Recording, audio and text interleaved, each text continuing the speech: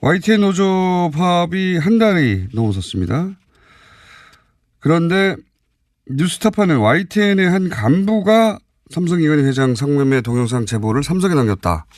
이런 보도를 내놨어요. 예. 자, 요 사태 노조와 함께 한번 짚어보겠습니다.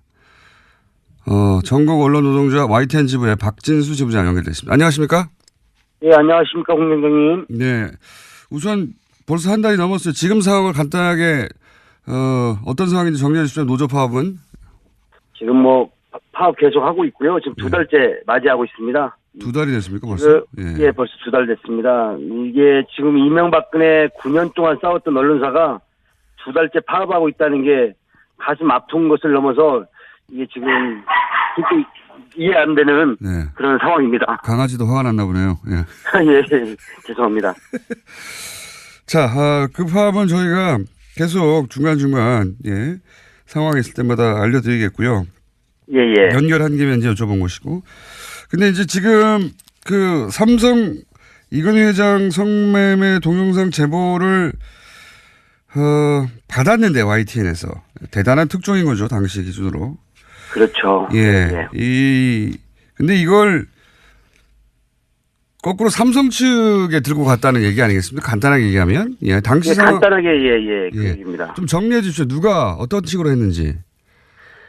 이게 지금 뉴스타파 보도되기 전에, 지금 YTN은 2015년 8월에 이건희 성매매 동영상을 가지고 제보자가 YTN에 제보를 하러 왔다는 얘기입니다. 네네. 그 당시에 사회부에서 이거를 접촉을 했고 이 사안의 엄중함을 보고 취재 기자들이 계속 접촉을 하고 있던 상황이었는데요. 그 당시 사회부장, 지금 기획조정실장인 유재훈 실장이 이거를 보도를 무마하고 그 제보자들과 접촉하면서 이 제보를 삼성에 브로커 역할을 한 사실입니다. 삼성의 브로커 역할. 충격적이죠.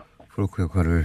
그러니까 회사가 이걸 보도하도록 한 게 아니라 거꾸로 이걸 삼성 측에 알려주는 중간 거강꾼 역할을 했다 이런 얘기네요. 예. 예, 그렇습니다. 결국 회사 기밀이나 취재 내용을 무마하고 그리고 외부에 삼성에 그 알려줌으로 해서 취재는 못하게 하고 결국 삼성에 그 제보를 알려주면서 그 돈에 대한 돈을 받게 하려고 하는 그 역할을 이제 유재훈 실장이 했다는 역할입니다. 좀 기가 막힌 사실인데요. 성매매 동영상을 지고 제보를 했던 사람들이 삼성으로부터 돈을 받고 이 사안이 덮이도록 하는데 중간에 역할을 했다. 이런. 그렇게 바로 그 사안입니다. 그래요? 이게 근데 어떻게 어떻게 밝혀졌습니까?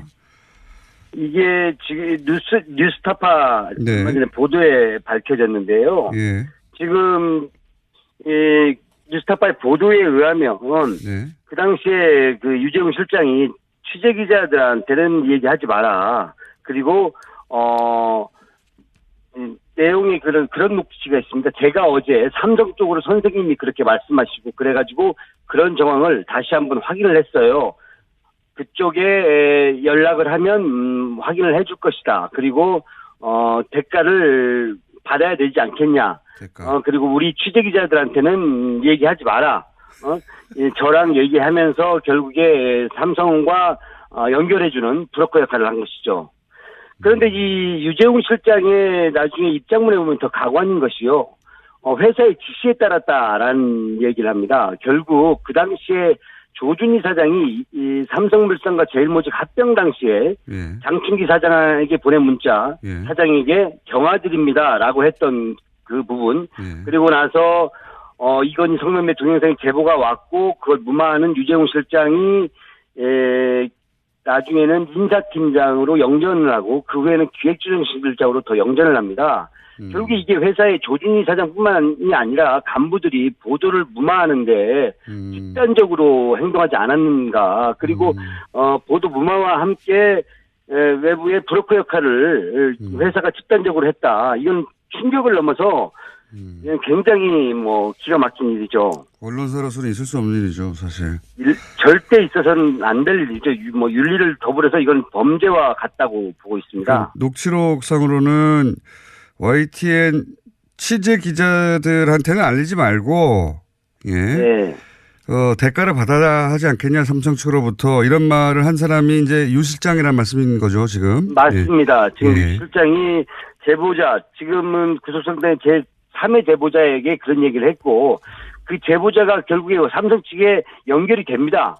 연결이 돼서 그 사안을 그 사람과 논의했던 것으로 압니다. 만약에 대가성이 밝혀지면 유재훈 이 실장이 어떤 이유로 어떤 대가를 받고 했는지가 밝혀져야 될 그 수사 내용이라고 보고 있습니다. 그렇군요. 그런데 이게 유 실장뿐만 아니라 당시 장충기 사장에게 문자를 보냈던 당시 조준희 사장 역시 유 실장 혼자 단독으로 결정했겠는가 하는 의구심을 갖고 계신 거고요.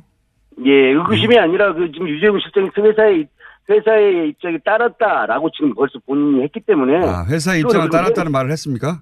예. 지금 자기 본인의 입장문에 그렇게 나왔기 때문에 그렇다면 이거는 결국 조준희 사장뿐만이 아니라 그 당시에 주요 간부들이 알고 조직적으로 움직였고 거기에 주요 행동대장이 유재훈 실장이 아니었느냐 이렇게 추정되는 것이죠. 알겠습니다. 이제 유 실장이 사안을 파악하고 사안이 크니까 사장이든 간부들한테 연락을 했고 거기서 사장이 혹은 간부가 이런 지시를 하여 삼성 쪽으로 넘겨주고 이 이제 파일을 들고 온 사람한테는 삼성한테 대가를 받고 이 정도에서 그치자 대신 취재 기자들한테는 조용히 해라 이렇게 된 거네요.